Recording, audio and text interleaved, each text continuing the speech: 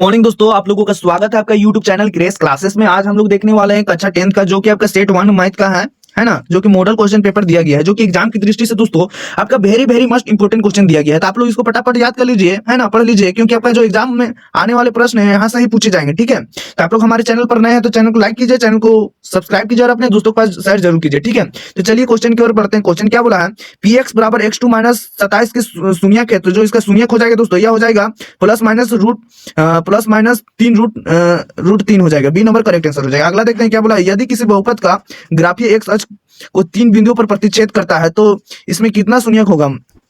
तो ग्राफ बनाएंगे दोस्तों, है ना। क्या बोला है, ग्राफ में किसी बहुपद का ग्राफीय एक्स अक्ष को 3 बिंदुओं पर प्रतिच्छेद करता है, मतलब इस प्रकार से आपका काटता है। देखिए यहाँ पे कितना बार काटा दोस्तों, देखिए यहाँ फिर से एक बार बनाते हैं, है ना। एक ग्राफ है दोस्तों, इधर होता है एक्स अक्ष, है ना, एक्स डैश, इधर होता है वाई, इधर वाई डैश। ठीक है, तो बोला एक्स अक्ष को 3 बार काटता है, इससे कर को काटता है। ठीक है, तो एक्स अक्ष में 1 2 3, तो इस प्रकार का बना हो जाएगा, तो आपका 3 आंसर हो जाएगा। ठीक है, अगला हम लोग देखते हैं क्या दिया गया है। आपका अगला दिया गया है 3 नंबर प्रश्न बोला है, दो परिमेय संख्या के बीच कितनी परिमेय संख्या होती है। तो दो परिमेय संख्या के बीच आपका अनंत परिमेय संख्या होती है। ठीक है, अगला बोला है, दो क्रमांक सम संख्याओं का एसीएफ क्या होगा। तो एसीएफ क्या हो जाएगा दोस्तों, तो उसका हो जाएगा 2। ठीक है, अगला क्या हो जाएगा, क्वेश्चन क्या है, दो चर एक्स वाई में रैखिक समीकरण X plus B Y plus C बराबर 0 कि कितने अधिकतम हल संभव है। तो कितने अधिकतम हल संभव है दोस्तों, तो इसका अनगिनत हल संभव है। ठीक है, अगले क्या है, असंगत समीकरण युग्म द्वारा निरूपित रेखाएं कैसी होती है। तो निरूपित रेखाएं कैसी होती है दोस्तों, तो यह होती है आपका समांतर। अगला हम लोग देखते हैं 7वां नंबर प्रश्न बोला, x2 माइनस x3 प्लस का 2 बराबर 0 का एक मूल्य है। तो जो इसका मूल्य हो जाएगा दोस्तों, यह हो जाएगा 2 आंसर हो जाएगा। आप लोग इसको कॉपी में बना लीजिएगा। ठीक है, अगला देखते हैं 8 नंबर प्रश्न क्या बोला है, दो लगातार विषम धन पूर्णांकों ज्ञात करें जिसके वर्गों का योग आपका दिया गया है 290। तो जो इसका उत्तर आ जाएगा वो आ जाएगा 11,13। ठीक है, अगला 9 नंबर में, निम्नलिखित में कौन एपी में है। तो कौन एपी में है दोस्तों, तो यह हो जाएगा आपका -10 -6 -2 और 2 हो जाएगा एपी में। तो सी नंबर करेक्ट आंसर। अगला हम लोग देखते हैं 10 नंबर क्या बोला है, 1 4 7 10 के 18वें पद का नाम मान है। तो 18वें पद का जो मान हो जाएगा 52 हो जाएगा। ठीक है, अगला देखते हैं, दो समरूप त्रिभुज के क्षेत्रफल का अनुपात दिया गया 16:9 है। तो उनकी संगत भुजाएं का अनुपात होगा, तो उसका संगत भुजाएं का अनुपात होगा 4:3। ठीक है, अगला देखते हैं, समचतुर्भुज के विकर्ण 6 सेंटीमीटर और 8 सेंटीमीटर है, इसकी प्रत्येक भुजा की लंबाई होगी, तो इसकी प्रत्येक भुजा की लंबाई 5 सेंटीमीटर होगी, है ना। अब हम लोग देखते हैं 13 नंबर प्रश्न बोला है, दो अक्षों की प्रतिच्छेदी बिंदु को क्या कहते हैं। तो क्या कहते हैं दोस्तों, ये इसे कहते हैं मूल बिंदु। ठीक है, अगला देखते हैं, वाई अक्ष से 5 इकाई युग्म और एक्स अक्ष पर एक बिंदु P स्थिर है। तो बिंदु P के निर्देशक है, तो क्या हो जाएगा निर्देशक 5,0। ठीक है, अगला देखते हैं, यदि sin a बराबर 3/4 तो cos a का मान होगा, तो cos a का मान होगा 4/3। ठीक है, अगला देखते हैं हम लोग 16 नंबर क्या बोला है, sec a प्लस 10a और 1 माइनस साइन ए बराबर है, तो क्या हो जाएगा cos a के बराबर है। ठीक है, अगला देखते हैं, यदि 10a बराबर √3 तो a का मान क्या होगा। तो a का मान जो हो जाएगा दोस्तों, यह हो जाएगा 60 डिग्री। ठीक है, अगला देखते हैं, जब किसी सीधे खड़े खंभों की छाया और उसकी ऊंचाई बराबर हो तो सूर्य का ओनियन कोण क्या हो जाएगा दोस्तों, तो इसका जो ओनियन कोण हो जाएगा वो हो जाएगा 45 डिग्री। अगला देखते हैं हम लोग 19 नंबर प्रश्न क्या हो जाएगा, अर्धवृत्त का कोण कितने डिग्री का होता है। तो अर्धवृत्त का जो कोण होता है दोस्तों वो होता है आपका 90 डिग्री का। अगला देखते हैं 20 नंबर प्रश्न आपका बोला है, यदि दो वृत्त के केंद्रों के मध्य दूरी उनकी त्रिज्याओं के योग के तुल्य क्या होगा दोस्तों, हो तो उसकी उभयनिष्ठ स्पर्श रेखाएं की संख्या होगी, तो क्या हो जाएगी, तो वह हो जाएगी 3। ठीक है, वृत्त के केंद्र से समदूरस्थ जीवाएं आपस में क्या होती है दोस्तों, तो आपस में होती है आपका समान होती है। ठीक है, अगला देखते हैं 22 नंबर प्रश्न आपका बोला है, दो गोले के आयतन का अनुपात 8:27 है, तो उनके पृष्ठ क्षेत्रफल का अनुपात होगा, तो उसका अनुपात होगा 2:3। ठीक है, अगला देखते हैं, किसी गोले का वक्र पृष्ठ क्षेत्रफल 144 पाई सेंटीमीटर स्क्वायर है, तो उसकी त्रिज्या होगी, तो उसकी त्रिज्या 6 सेंटीमीटर होगी, है ना। अगला देखते हैं हम लोग 24 नंबर प्रश्न क्या बोला है, एक सिक्कों को उछालने पर चिता आने की प्रवृत्ति है, तो 1/2। ठीक है, अगला क्या है, निश्चित घटना की प्रवृत्ति होती है, तो यह होती है 1।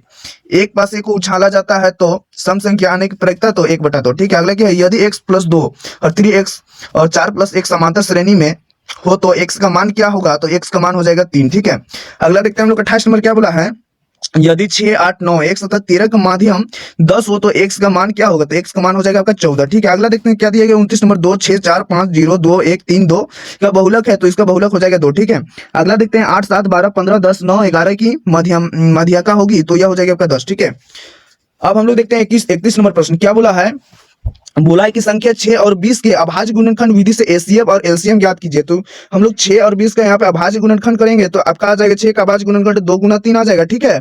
और आपका 20 का आ जाएगा 2 गुना 5 आ जाएगा इसका, है ना। तो जो हो जाएगा दोस्तों एचसीएफ क्या हो जाएगा, तो यहाँ पे कॉमन क्या है तो 2 है, तो 2 एचसीएफ हो जाएगा दोस्तों, ठीक है ना। 2 एचसीएफ हो जाएगा, एलसीएम में बाकी बचा हुआ है उसको गुना कर देंगे, है ना। तो उसका गुना करेंगे तो 60 आ जाएगा आंसर। तो ये हो जाएगा आपका एचसीएफ एलसीएम, ठीक है। तो ये रहा आपका 21 31 का आंसर, ठीक है। अब हम लोग देखते हैं अगला क्या बोला है, द्विघात बहुपद x square minus 7x plus 12 के शून्यांक ज्ञात करे। तो इसको हम लोग हल करेंगे दोस्तों, तो इसका जो शून्यांक प्राप्त होगा वह हो जाएगा 3 और 4 हो जाएगा इसका आंसर, ठीक है। अगला देखते हैं हम लोग 33 नंबर क्या बोला, एक स्तंभ के छाया की लंबाई स्तंभ की ऊंचाई की √3 गुनी है। तो सूर्य का ओनियन कोण निकाले, तो यहाँ पे डायग्राम बनाया गया है ना। तो सूर्य का जो ओनियन कोण हो जाएगा, मतलब ये कोण दोस्तों है ना, वो आ जाएगा आपका 30 डिग्री, है ना। अगला देखते हैं हम लोग 34 नंबर प्रश्न क्या बोला है, एपी का पहला पद 2 और सर्वांतर 3 हो तो 8वां पद ज्ञात करने बोला है। तो 8वां पद हो जाएगा दोस्तों, यह हो जाएगा आपका 23, ठीक है। अगला देखते हैं 28 सेंटीमीटर त्रिज्या वाले वृत्ताकार तार को मोड़कर एक वर्ग बनाया गया है। तो वर्ग की भुजा की लंबाई याद कीजिए। जो वर्ग की भुजा की लंबाई हो जाएगी दोस्तों वह हो जाएगा आपका हल करेंगे तो हो जाएगा आपका 44 सेंटीमीटर, ठीक है। आप लोग इसको हल कर लीजिएगा, है ना। ये सभी आपका very very must important question है दोस्तों, है ना, जो कि आपका एग्जाम में पूछा जाएगा, ठीक है। तो आप लोग इसको कॉपी में 1-2 बार हल कर लीजिएगा, ठीक है, क्योंकि आप लोग को प्रैक्टिस करना बहुत जरूरी है ना। तो चलिए हम लोग 36 नंबर प्रश्न देखते हैं क्या बोला, यदि आर दिया गया 5,6 बिंदु ए 6,5 और एवं बी दिया गया 4,y को मिलाने वाली रेखाखंड ए बी का मध्य बिंदु है तो y का मान ज्ञात करें। तो जो y का मान आएगा दोस्तों वो आ जाएगा 7 आंसर, ठीक है। अगला देखते हैं हम लोग 37 नंबर प्रश्न क्या बोला है, यदि स्तंभ का अनियन कोण, जो स्तंभ होता है दोस्तों उसका अनियन कोण 60 डिग्री है तथा उससे बनने वाले स्तंभों की छाया की लंबाई 20 मीटर है तो स्तंभ की ऊंचाई ज्ञात करने बोला। तो स्तंभ की ऊंचाई हो जाएगा 20√3 आंसर, ठीक है। अगला हम लोग देखते हैं क्या दिया गया आपका, अगला दिया गया आपका ये रहा आपका आंसर, ठीक है। 38 नंबर क्वेश्चन बोला, यदि किसी घन की विकर्ण की लंबाई 6√3 सेंटीमीटर है तो इसकी संपूरक पृष्ठ का क्षेत्रफल ज्ञात करें। तो जो इसका आंसर हो जाएगा वह हो जाएगा आपका 216 सेंटीमीटर स्क्वायर आंसर, ठीक है। अगला हम लोग देखते हैं 40 नंबर प्रश्न क्या बोला है, सिद्ध करें कि √2 एक अप्रमेय संख्या। आप लोग को दोस्तों बोर्ड एग्जाम में ऐसा क्वेश्चन पूछेगा, क्यों पूछेगा, क्या दे देगा आपका √2 सिद्ध कीजिए, क्या बोलेगा, सिद्ध कीजिए कि √2 प्रमेय संख्या है ना, अप्रमेय संख्या है। फिर दे देगा √3 क्या अप्रमेय संख्या है, 2√5 क्या अप्रमेय संख्या है। इस प्रकार का क्वेश्चन पूछा जाएगा, ठीक है। तो आप लोग इसको एक बार देख लीजिएगा, है ना। तो यहाँ पे क्वेश्चन में क्या दिया गया 39 नंबर प्रश्न में, सिद्ध करें कि √2 एक अप्रमेय संख्या है। तो मानना है कि √2 एक प्रमेय संख्या, तब ना सिद्ध होगा दोस्तों। उल्टा मानना होगा कि जबरदस्ती मानना होगा कि √2 एक प्रमेय संख्या है। तो √2 इसलिए √2 बराबर हो जाएगा P/Q, जहां एसीए PQ बराबर 1 और Q बराबर नॉट 0 है, ठीक है। तो क्या हो जाएगा P बराबर √2Q हो जाएगा, ठीक है। तो दोनों और वर्ग करने मतलब दोनों तरफ वर्ग करने पर हो जाएगा P का स्क्वायर और बराबर हो जाएगा 2Q का स्क्वायर। तो इसको हल करेंगे दोस्तों तो P का स्क्वायर बराबर आ जाएगा आपका P का स्क्वायर बटे 2 आ जाएगा, है ना, Q बराबर Q स्क्वायर के बराबर, ठीक है। तो P स्क्वायर से विभाजित है इसलिए P भी 2 से विभाजित होगा। पुनः माना P बराबर 2R, है ना, फिर मानना है पुनः 2R, है ना। तो P स्क्वायर बराबर 2R का स्क्वायर हो जाएगा होल स्क्वायर, तो P स्क्वायर बराबर हो जाएगा 4 का स्क्वायर। तो समीकरण 1 और 2 से करेंगे तो आपका जो आ जाएगा R स्क्वायर बराबर Q स्क्वायर बटेगा 2। तो P का स्क्वायर, चूंकि P का स्क्वायर Q का स्क्वायर है ना 2 से विभाजित है इसलिए Q भी 2 से विभाजित होगा, अर्थात P और Q दोनों 2 से विभाजित है, अर्थात दोनों में उभयनिष्ठ आपका हो जाएगा गुणनखंड है 2। यदि मेरी मान्यता का विरोधाभास है तो अर्थात 2 एक अप्रमेय संख्या है। इस प्रकार से आप लोग को सिद्ध करना है, ठीक है। अगला क्वेश्चन क्या दिया गया है दोस्तों, दिया गया है यदि 2 कोसेक स्क्वायर 30 डिग्री प्लस क्या दिया गया है x साइन स्क्वायर 60 डिग्री बराबर 10, तो x का मान ज्ञात करने बोला। तो x का जो मान आ जाएगा दोस्तों यह हो जाएगा आपका 8/3, है ना, यही हो जाएगा आंसर, ठीक है। अगला देखते हैं 41 नंबर प्रश्न क्या बोला है, क्या AP 11,852 का एक पद -150 है, क्यों है दोस्तों। तो इसको हो जाएगा आंसर, परंतु n धनात्मक पूर्णांक होना चाहिए, अतः -150 संख्या की दी हुई सूची एक पद नहीं है, ठीक है, ये हो जाएगा आपका आंसर। अगला देखते हैं हम लोग क्या बोला है 42 नंबर, एक थैली में 3 लाल और 5 काली गेंद है तो इस थैली में से एक गेंद यादृच्छिकता क्या हो जाएगा निकाली जाती है। तो इसकी प्रायिकता क्या है कि गेंद लाल होगा तो कि क्या होगा, तो इसका जो प्रायिकता हो जाएगा 3/8 आंसर हो जाएगा। अगला देखते हैं हम लोग 43 नंबर क्या बोला है, यदि नीचे दिए हुए बंटन का माध्य 28.5 हो तो x और y का मान ज्ञात करें, है ना। यहाँ पे दिया गया है ना, वर्ग अंतराल ब्रह्मवर्ता संचय ब्रह्मवर्ता, है ना। तो इसका जो उत्तर हो जाएगा दोस्तों, यह हो जाएगा 7 हो जाएगा आपका y बराबर, ठीक है, और आपका x बराबर हो जाएगा 8 आंसर, ठीक है। आप लोग इसको हल कर लीजिएगा, है ना। ये क्वेश्चन भी आपका बोर्ड एग्जाम में 5 नंबर का क्वेश्चन होता है, तो आप लोग इसको अच्छा से बना के हल कर लीजिएगा, ठीक है।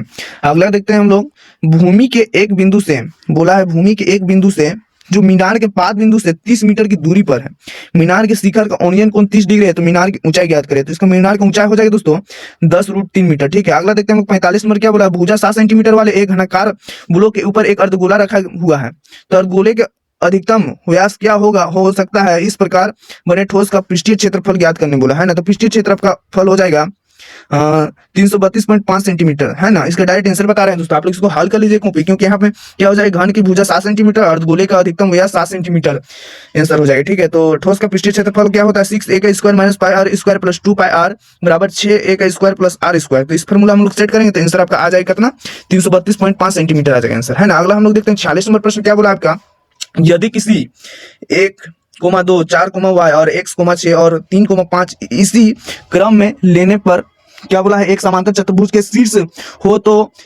x और y ज्ञात करने बोला है। तो जो इसका आंसर हो जाएगा दोस्तों, यह हो जाएगा आपका, क्या हो जाएगा, इसका आंसर हो जाएगा आपका, डायरेक्ट यहाँ पे आंसर बता रहे हैं, यहाँ पे क्या हो जाएगा, x बराबर आपका हो जाएगा 12/2, तो काटेंगे तो 2 छक 12, तो इसका आ जाएगा आंसर 6, ठीक है। अगला देखते हैं जो कि दीर्घ उत्तरीय प्रश्न है ना, जो कि 5 नंबर वाला प्रश्न है ना। क्या बोला है, एक ठोस में ऊंचाई 120 सेंटीमीटर और त्रिज्या 7 सेंटीमीटर वाले एक शंकु सम्मिलित है, तो जो 7 सेंटीमीटर त्रिज्या वाले एक अर्धगोले पर आरोपित है, इस ठोस को पानी से भरे हुए एक लंबे वृत्तीय बेलन में इस प्रकार सीधा डाल दिया जाता है कि यदि क्या बोला है, यह बेलन की तली को स्पर्श करे, यदि बेलन की त्रिज्या 7 सेंटीमीटर है और ऊंचाई 180 सेंटीमीटर है, तो बेलन में शेष बचे पानी का आयतन ज्ञात करने बोला, है ना।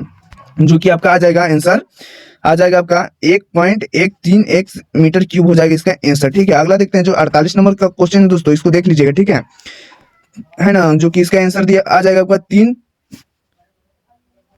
से 1 आंसर, है ना। अब 49 नंबर देखते हैं, प्रश्न क्या बोला है,